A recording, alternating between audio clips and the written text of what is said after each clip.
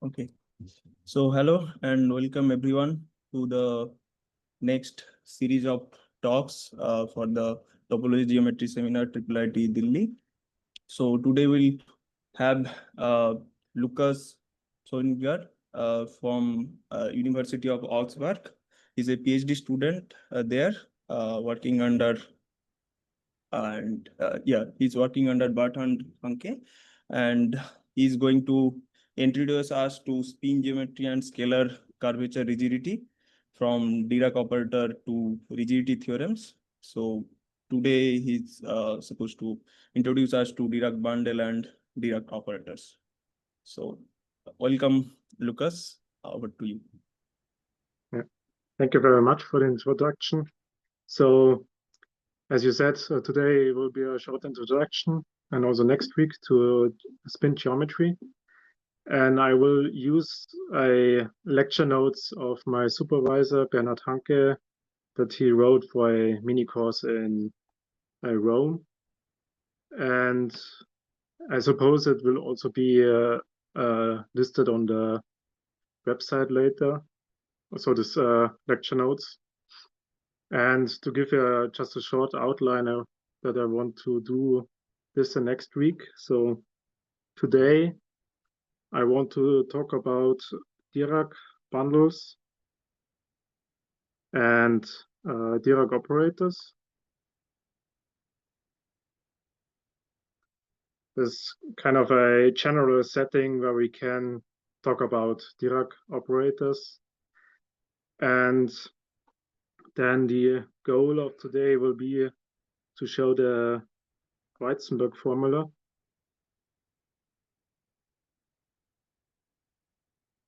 Which is kind of the main reason why this Dirac operator setting is interesting for geometers, because it includes a curvature term that includes information on the curvature of this Dirac bundles here. And next week I want to specialize to a more specific setting, namely spin structures. And spinor bundles. So this spinor bundles is just a special case of Dirac bundles, and it also carries a canonical Dirac operator. And also the Weitzenböck formula will be a more specific form, and in this case we will call it the Schrödinger-Lichnovich formula.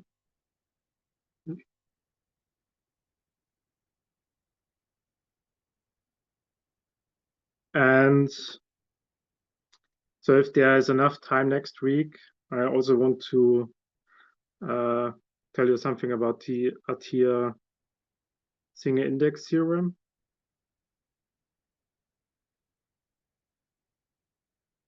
So the Atiyah-Singer index theorem is considered as one of the major breakthroughs in mathematics in the last century.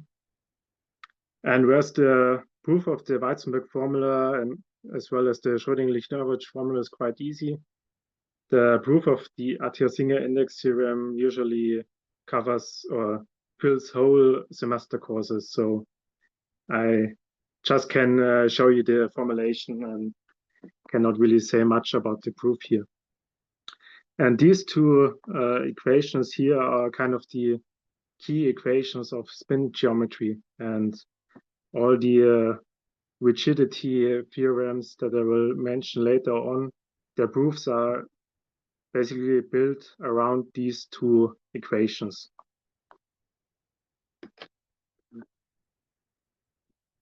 So let's start. So as usually, if you have questions, just interrupt me.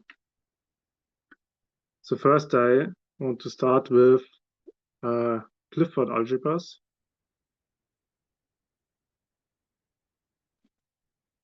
And I will define it in a special setting, namely we take a Euclidean vector space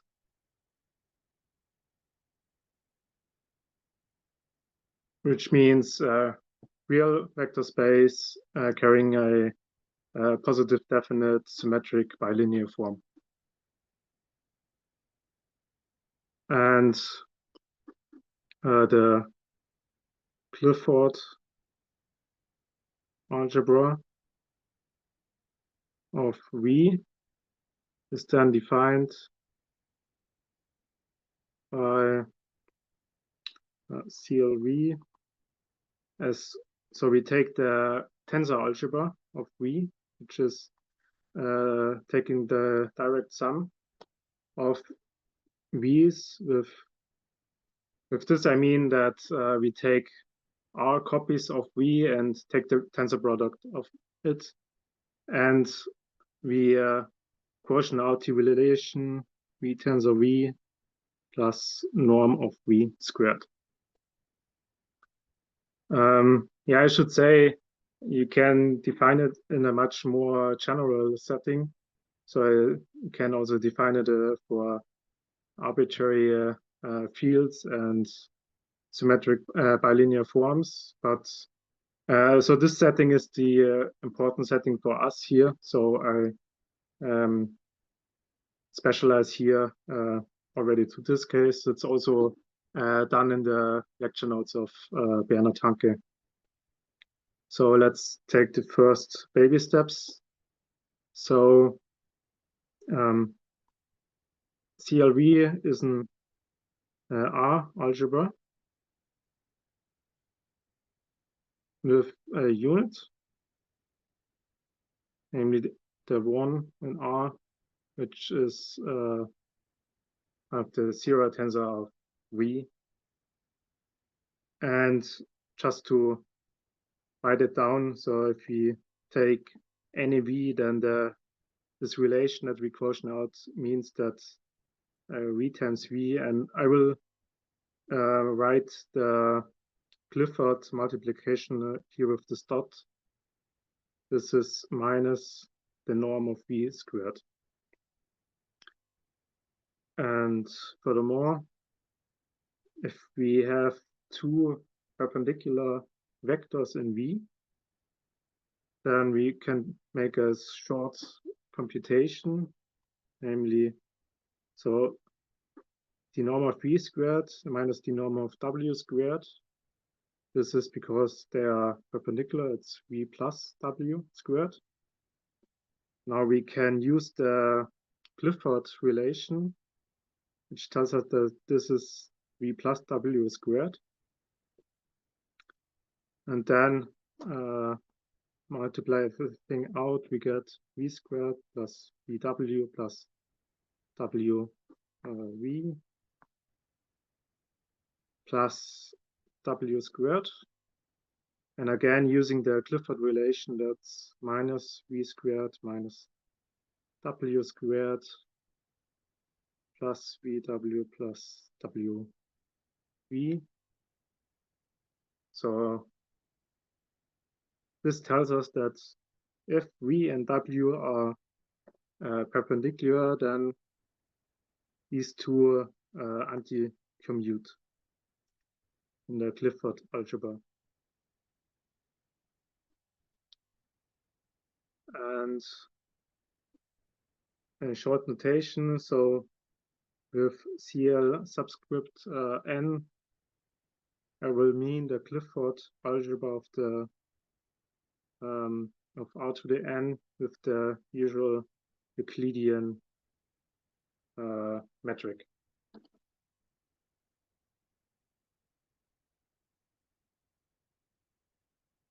And let's look at first examples.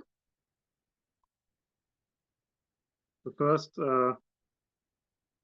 CL1 can be identified with the complex numbers, just as R algebras.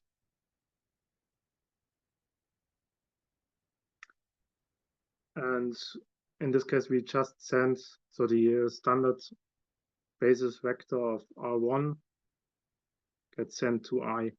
And then you can easily verify that with the Clifford relation, you get here an isomorphism.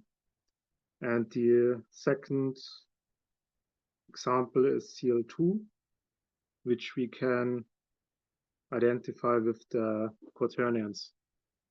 So if we consider it with the usual basis as R vector space, taking I, J, and K, then send E1 to I, E2 to J, and I mean, it's already clear from these two assignments, but E1 times E2 will be sent then to I times J, which is K. And again, you can easily verify that these are really isomorphisms of our algebras.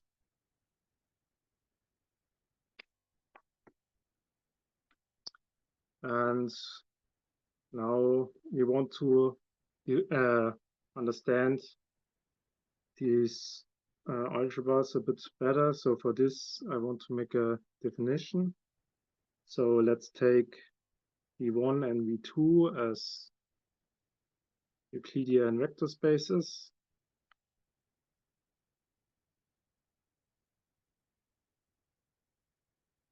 And we define a set2 version of this tensor product algebra, namely the set mod 2 graded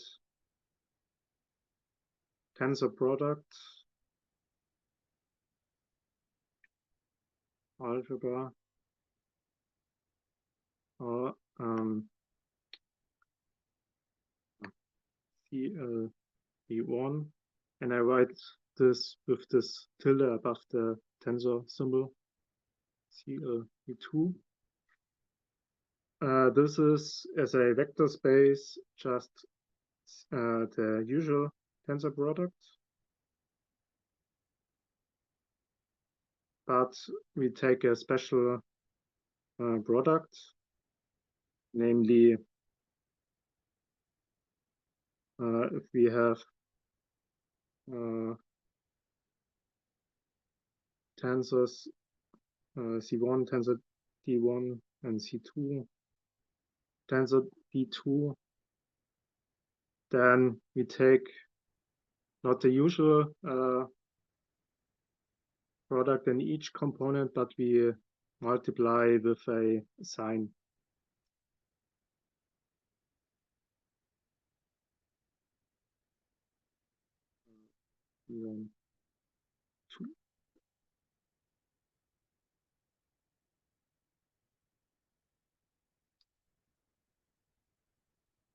And yeah, with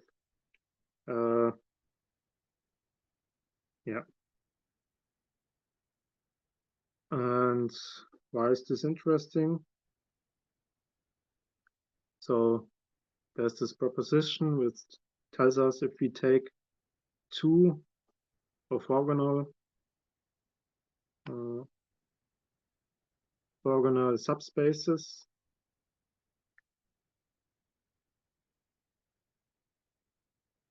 such that they span the whole space,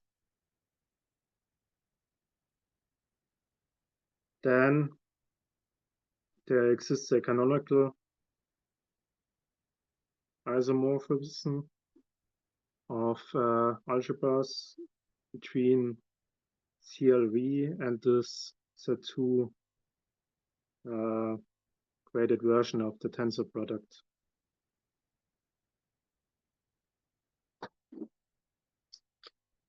And yeah, we'll just write it down the maps. Then it's in the end it's easy to verify that this really are inverse maps to each other. So for the one direction, we consider the map from V1 plus V2 into this graded tensor product.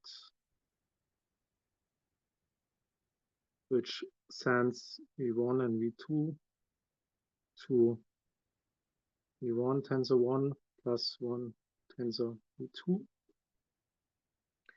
And okay, what I didn't say yet is that this Clifford algebras, they have a universal property, which basically tells you that if you have a map from the vector space from which you want to take the Clifford algebra into another algebra that kind of is compatible with the Clifford relation, then you can extend the map to the whole Clifford algebra. Namely, there's a map from CLV to CLV1 and the CLV2. So you can easily verify that this satisfies or is compatible with the Clifford relation. And conversely,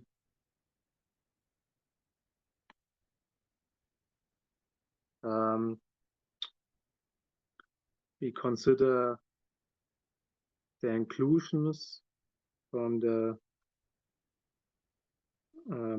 individual Clifford algebras.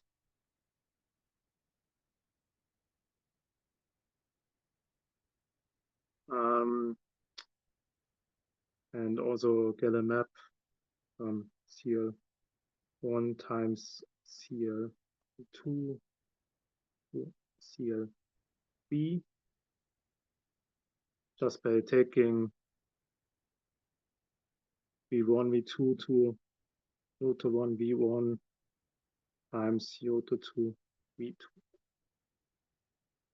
I mean, this is a bilinear map, so you get a map on the tensor product, and then you can again verify that's a algebra map, and it's easy to verify that the two maps you get from this are inverse to each other.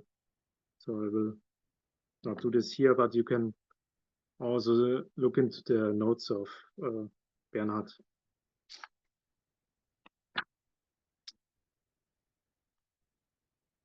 And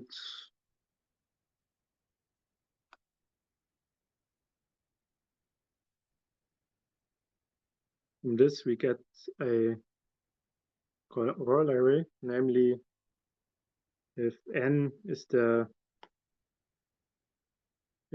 dimension of the vector space, then the dimension of this Clifford algebra as vector space is 2 to the n. And I mean, this is easy now to see because we just split our vector space in one-dimensional subspaces.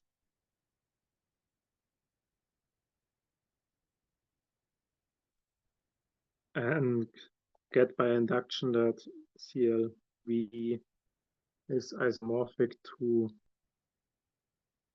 CL1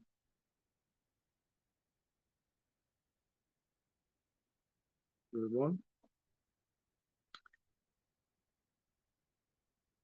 So since this has dimension of the complex numbers as real vector space, which is 2, we get this corollary. Good. Yeah, I just want to make a more side remark.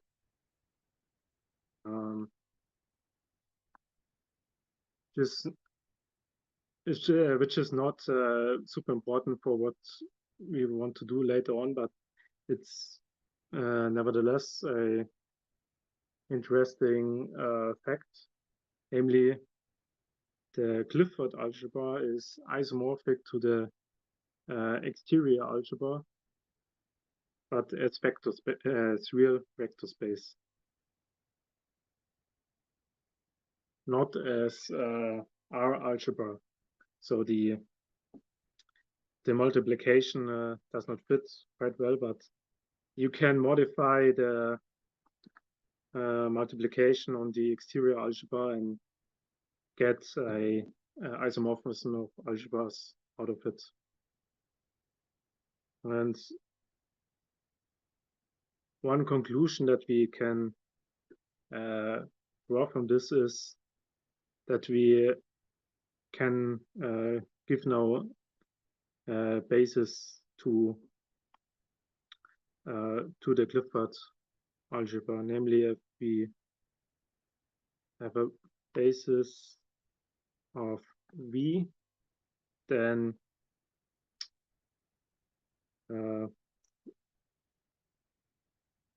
objects of the form VI1 times up to VIK for I1 smaller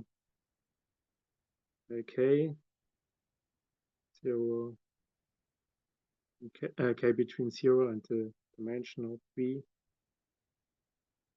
This will be a basis of the Clifford algebra as a vector space.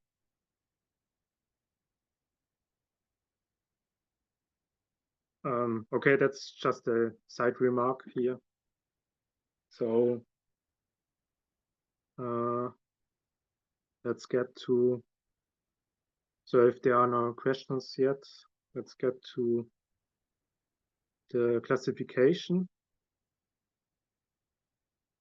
of the Clifford algebras, but now I want to talk about complex Clifford algebras.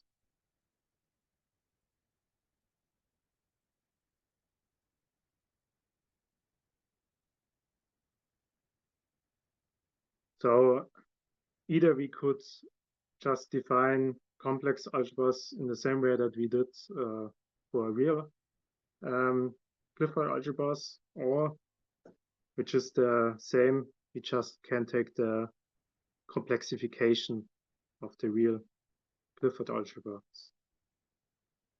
Also this short notation for the standard Clifford algebra.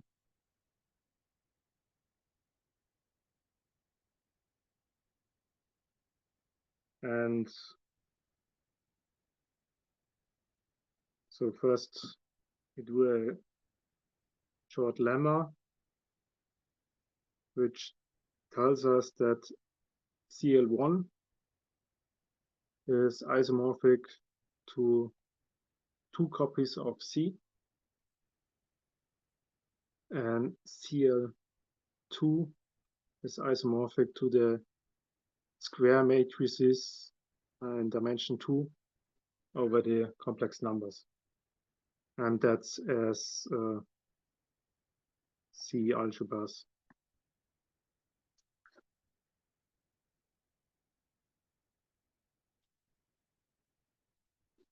The proof is again quite simple. We again just give maps. So from C plus C into C tensor over RC.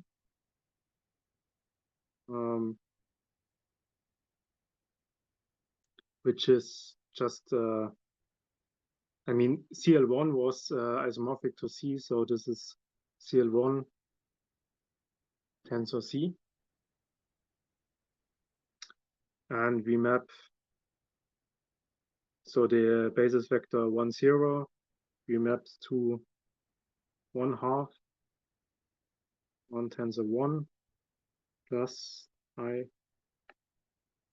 tensor I. And the basis vector 0, 1, we map to 1/2, 1 tensor 1 minus I tensor I. And now it's easy just to verify that this map is injective, and by counting dimensions it also has to be surjective, so it's an isomorphism. And also the Clifford relation, it's easily verified just by inserting. And the second statement,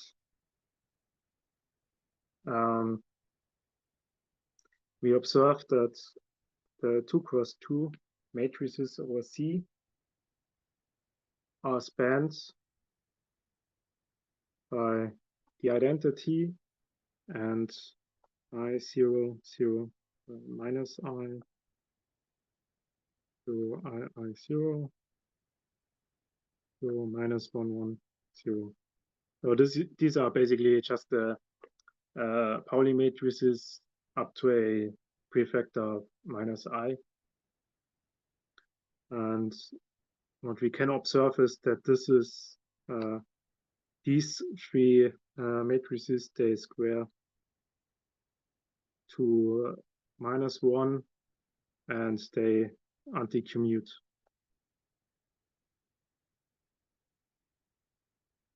So as a step in between, you can also say that this is the same as the quaternions. And as I told you before, this is the same as, oh no, actually it's tensor C, so now it's CL2. Yeah. So that's was the first step for get the classification, and we need one more step, namely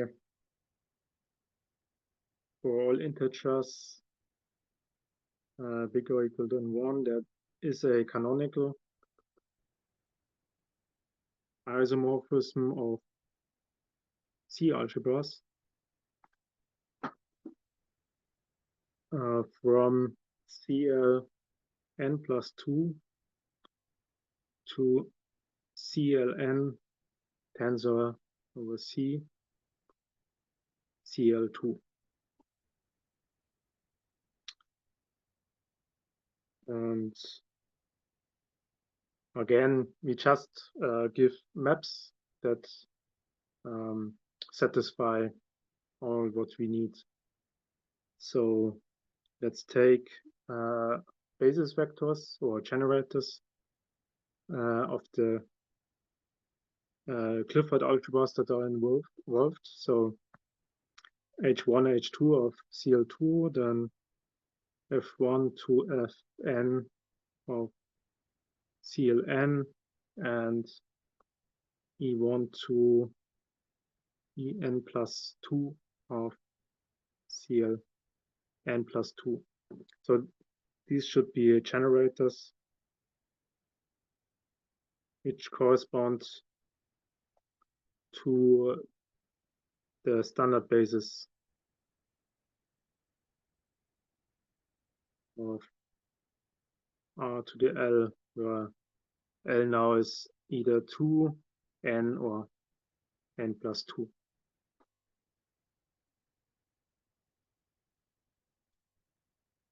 And again, it's enough just to say what the basis vector are supposed to do.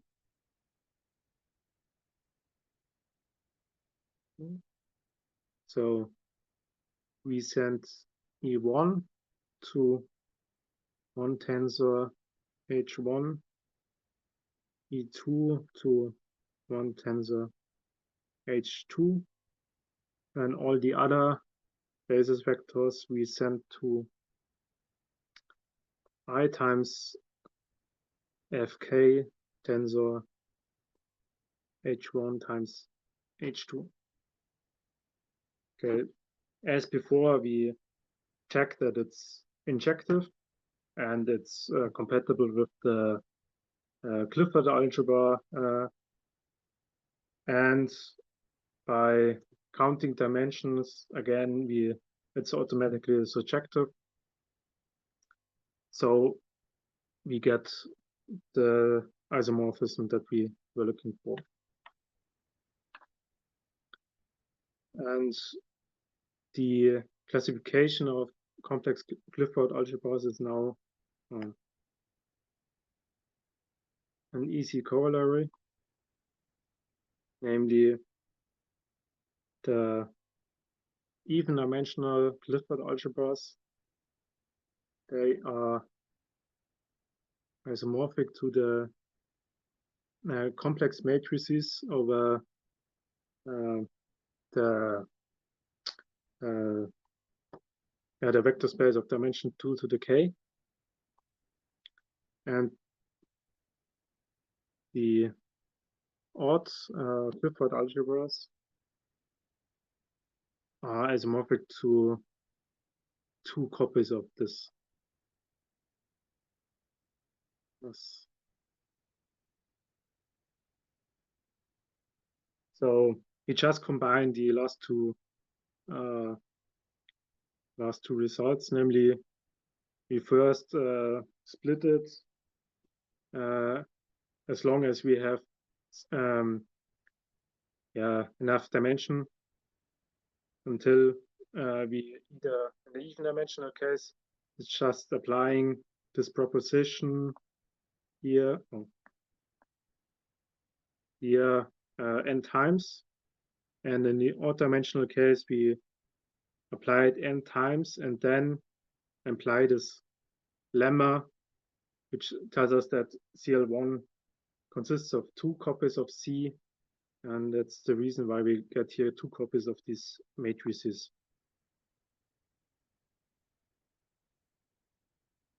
And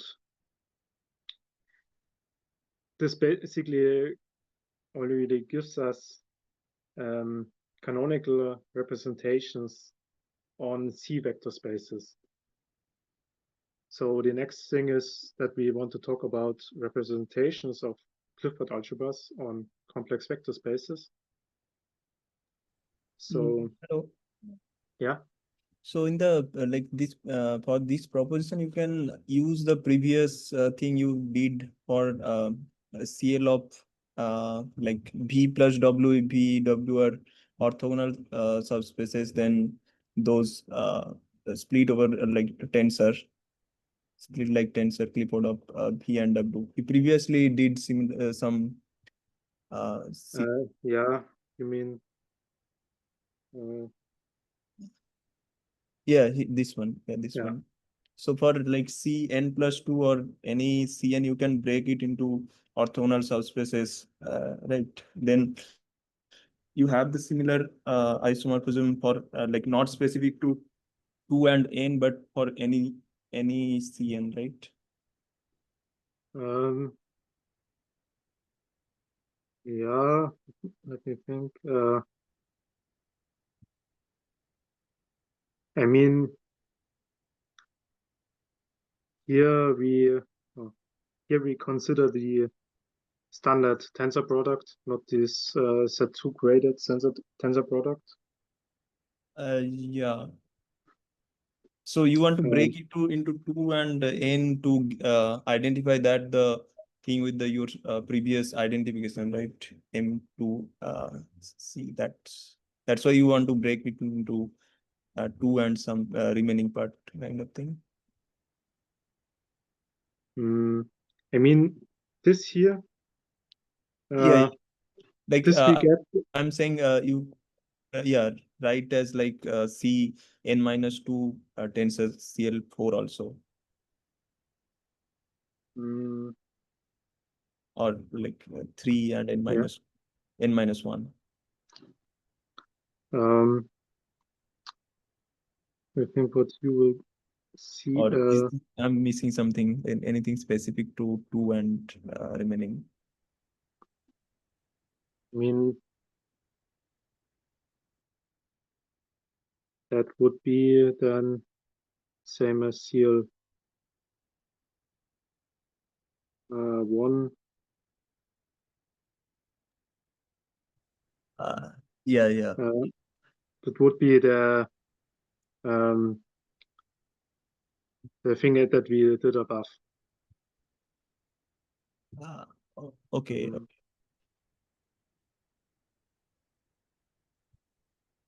Yeah, I mean, as this tensor products are different, it's kind of two different things here.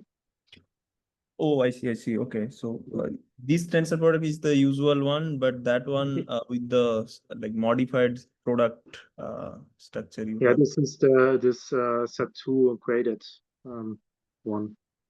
Okay. Okay. Thank you. Yeah, you're welcome. Okay, so let's talk about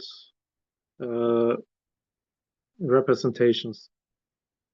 So, except there are more questions. We'll start a new page.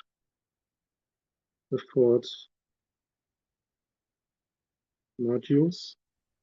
I wrote a question in the chat, but maybe you didn't see. I don't remember the definition of the difference between the when you complexify and you take either the real tensor product or the complex tensor product.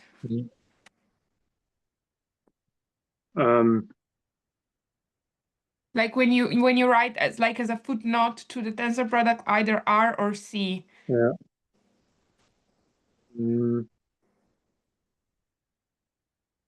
I mean, so this tensor product, you can define it using the universal property. So Yeah. if so in the real world, this map would be R linear. And then you get the real tensor product. And if it's C linear, so in both entries, of course, then it would be the C tensor product. So, I mean, can also, I think, see it on tensor products of elements. So, if you have a tensor V times lambda W, so if lambda is some complex number, so for the real tensor product, you could not just move it to the other side. Yes. Only for the complex tensor product you can pull it over. So these are the subtle differences of these two tensor products. Okay. Okay. Yeah. Thanks for the question. So Clifford modules. First, I have another definition, namely a complex Clifford module for CLV. And I take here the real Clifford algebra, not the complex ones. And CLV. So we either call it Clifford module for CLV or short just CLV module. It's a finite dimensional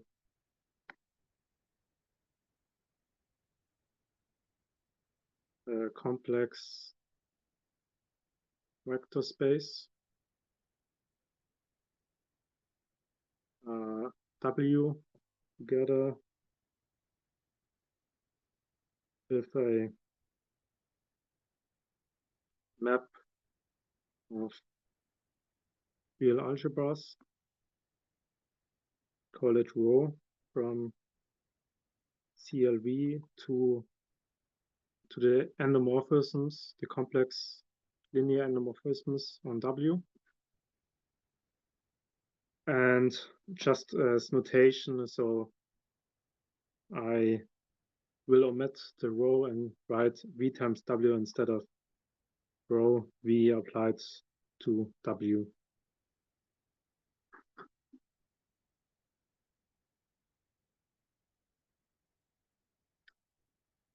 And this, we want to consider this now on manifolds, namely we take a Riemannian manifold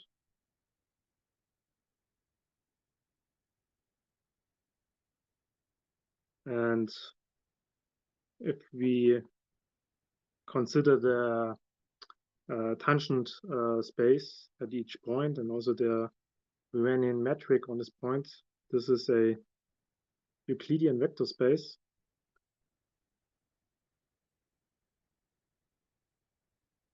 So we can consider the Clifford algebra of all these tangent spaces. So we get a vector bundle, which I call CLTM over M, which is just at each point X, the Clifford algebra of TXM.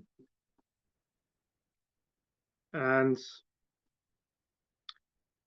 you can show that this is really a vector bundle by taking local trivializations of the tangent bundle, and this will induce trivializations of the this Clifford module bundle.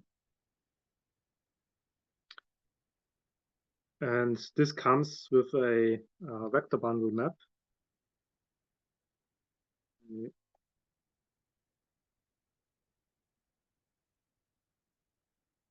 Namely CLTM times CLTM, which is just Clifford multiplication in each fiber.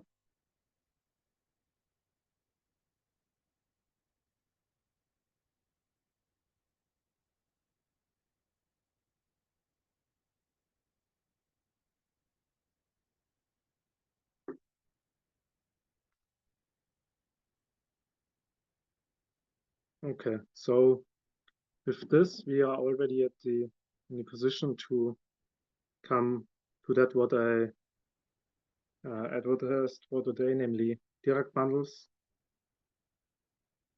and Dirac operators.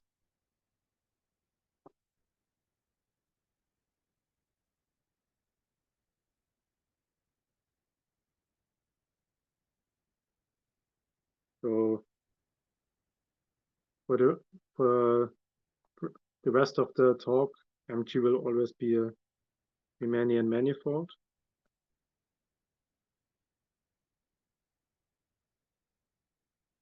And now there comes a bunch of definitions.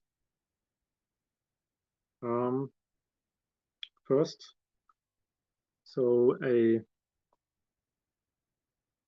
CLTM module bundle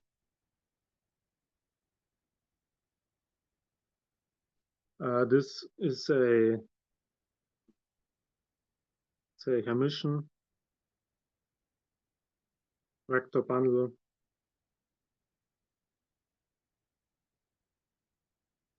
S over M together with a vector bundle map I call it again rho from the Clifford bundle to the endomorphism bundle of S. And this should again restrict to Clifford module structure in each fiber. So that rho restricts to Clifford module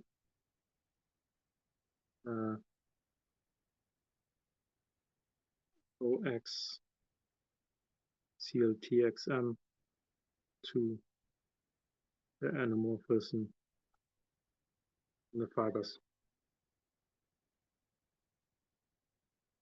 So that was the first definition. The second is then the Dirac bundle. A Dirac bundle. So that's a Clifford module bundle.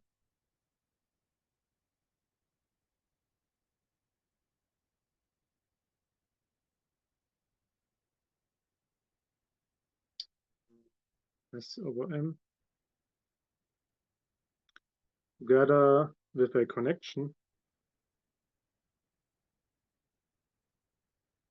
nabla S on S, and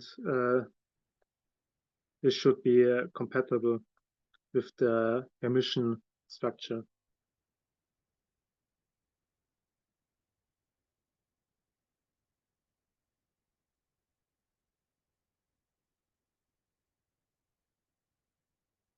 So, which means that the differential applied to the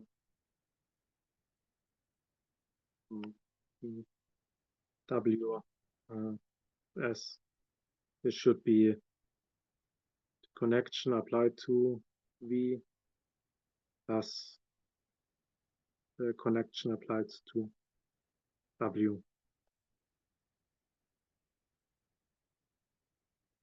And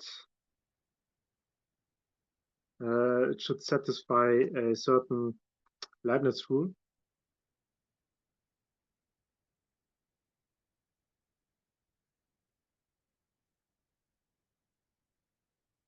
Namely, connection applied to V times U, where should tell you what the stuff is. So X and V will be smooth vector fields, and U is a smooth section of S,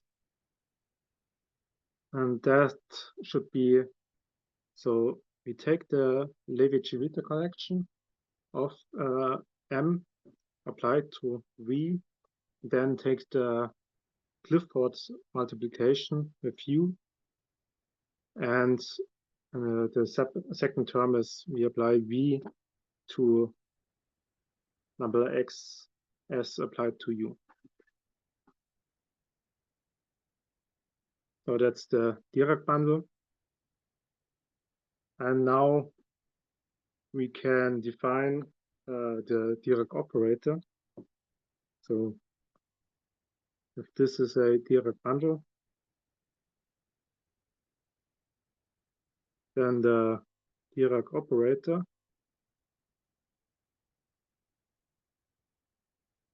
is the composition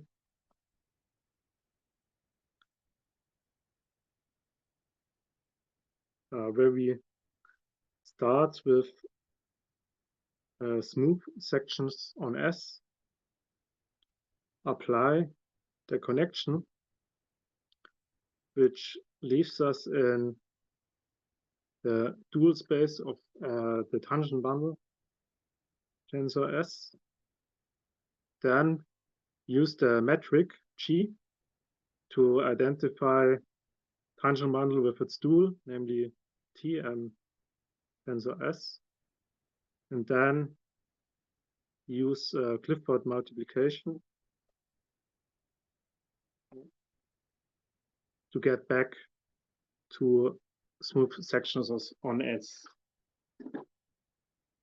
So that's a way to write it in a global way. There's also a local form that is very useful in computations. So namely if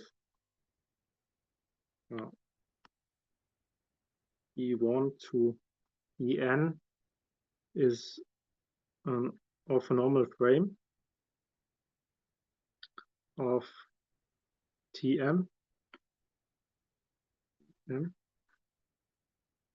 then we can write the Dirac operator applied to a section U as the sum from 1 to n of EI, Clifford multiplication with the connection in direction EI applied to U.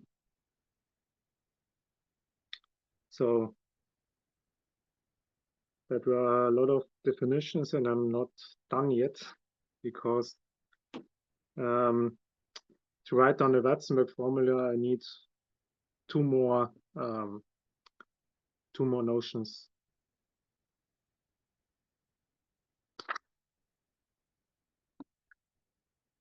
Namely, if we take any vector bundle with a connection,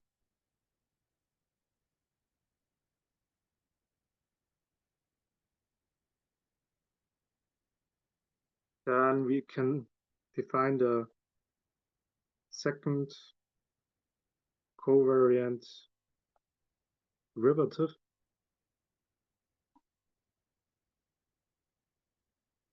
of U in the smooth sections on E as so nabla squared xy applied to U is we take nabla x applied to nabla y applied to U minus nabla direction nabla x y U. So the second term ensures that this this actually a tensor in or C infinity M linear in both entries, so in X and in Y. That's why the second term appears here. And with this, we can define the connection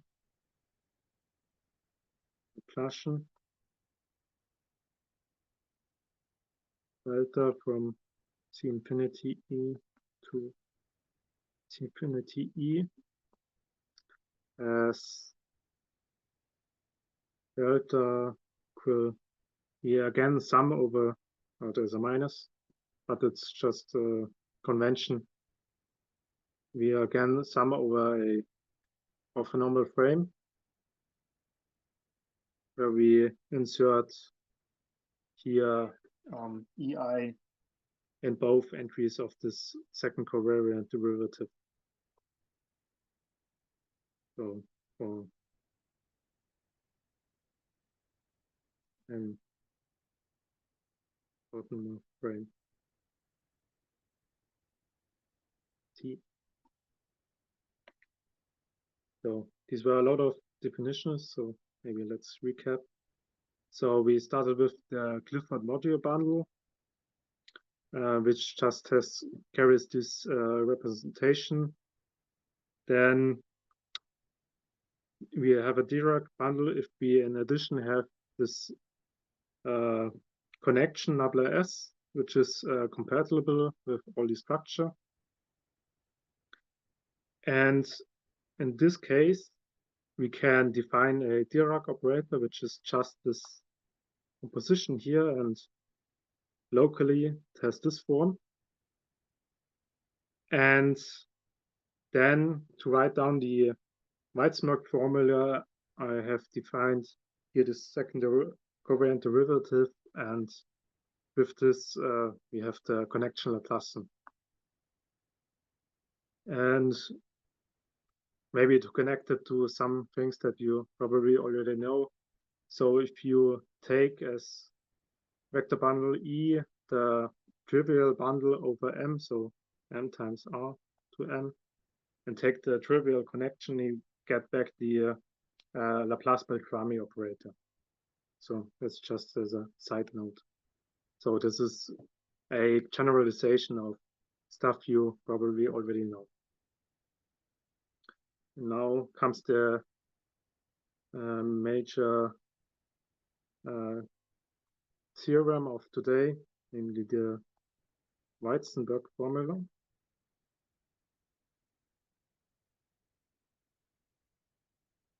So we take any Dirac bundle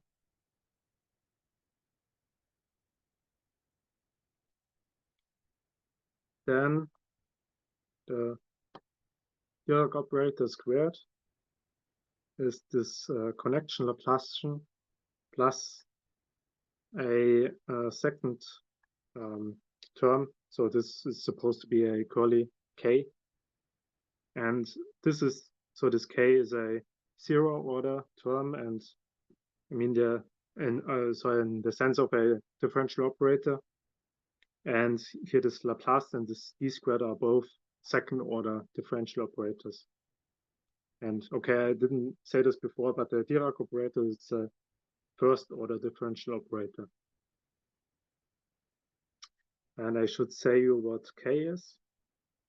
So this curly k,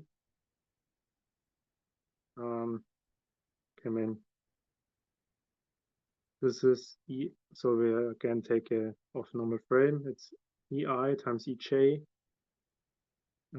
times the KS, which is the usual curvature operator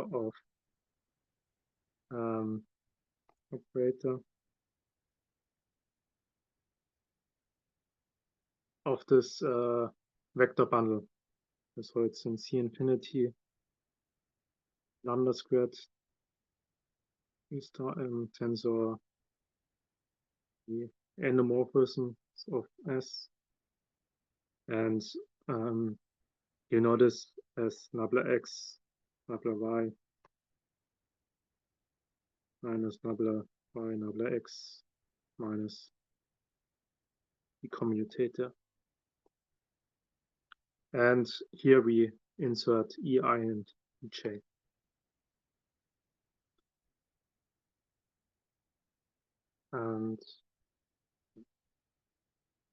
And this is a section in C infinity, the endomorphisms of S. Yeah.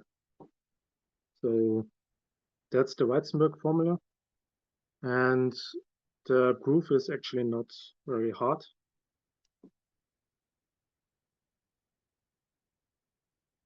And here we use a trick or a method that's used a lot and makes computations much easier. Namely, we take not only just an orthonormal frame, but a special one of EM, namely which is synchronous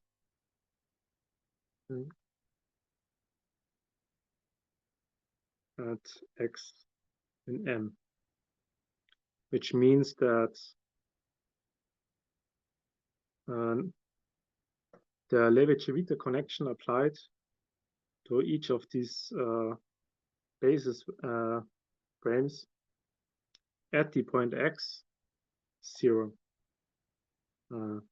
for I. So this is only true at the point x. So if you go a little bit away from x, this doesn't have to be 0, but since we only have to compute it in every x, this yeah, it's quite useful. We'll see now, and you can show that such synchronous frames exist. Just take a orthonormal basis of the tangent bundle at the point x and extended by parallel transport along radial geodesics. Okay. Then let's take some smooth section in S. And as I said, we now make the computation at every point X. And we compute. So I will omit the X from the notation, but that's important here. So d squared u, this is just writing out this local formula here.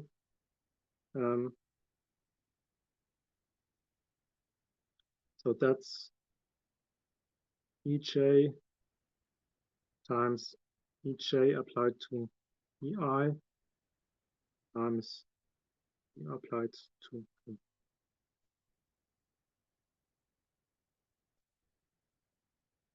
And now here we use this here the first time. And we use to have it here this compatibility of the connection with the Levi-Civita connection.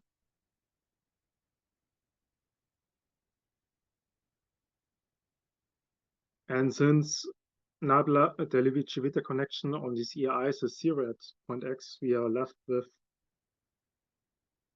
Ej times Ei, nabla Ej, nabla Ei, and that's right to U. And then we just sort the indices. And from the Clifford relation, we get that Ei squared is minus Ei squared. So the norm of it, so it's -1. So that's why here we have this minus in front. And we take the sum over I of nabla I squared by U. And the mixed terms, where we can sort it by j smaller than I, j Ei. So the first term we have Ej Ei, and then there are the terms where I is bigger j, and here we can swap the indices and then also swap the two vectors here in front. And we know from the Clifford relations that orthogonal vectors anti-commute. So that's why we get a minus here in the bracket. We get nabla Ei, nabla j applied to U. And that is the curvature operator where we insert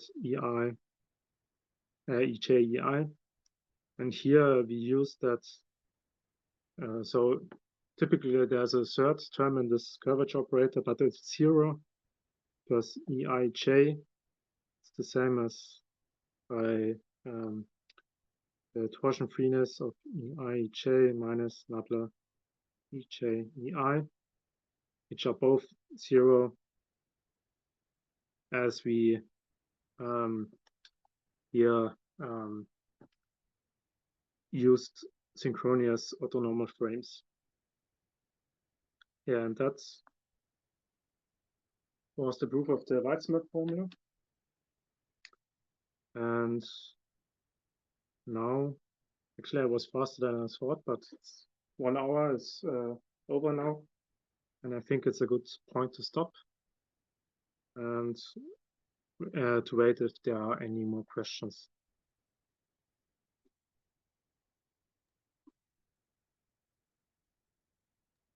I have a question. Is a synchronous frame the same as a parallel frame? No, parallel frame would be that nabla x is 0 all everywhere. Okay. So for all x. Okay. Yeah. Right. Okay, so are there any question? I do have a question. Yeah. Like about the synchronous. For each Yeah. point on the manifold, we can choose a specific orthonormal frame so that on that point we have the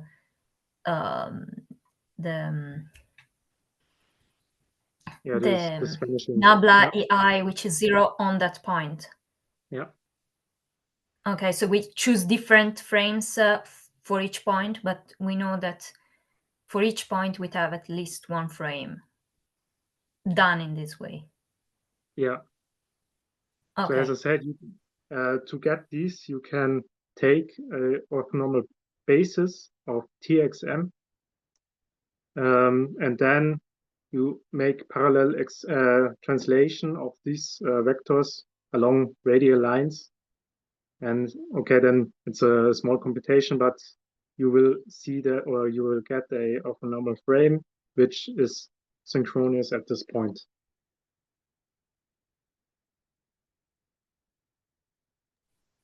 Perfect. Thank you very much. Yeah, you're welcome.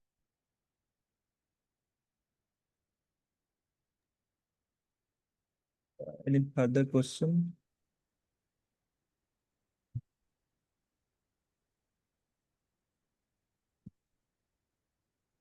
Okay, if not, let's thanks Lukas for his very basic introductory talk. Thank you very much, Lukas. Yeah. Okay, so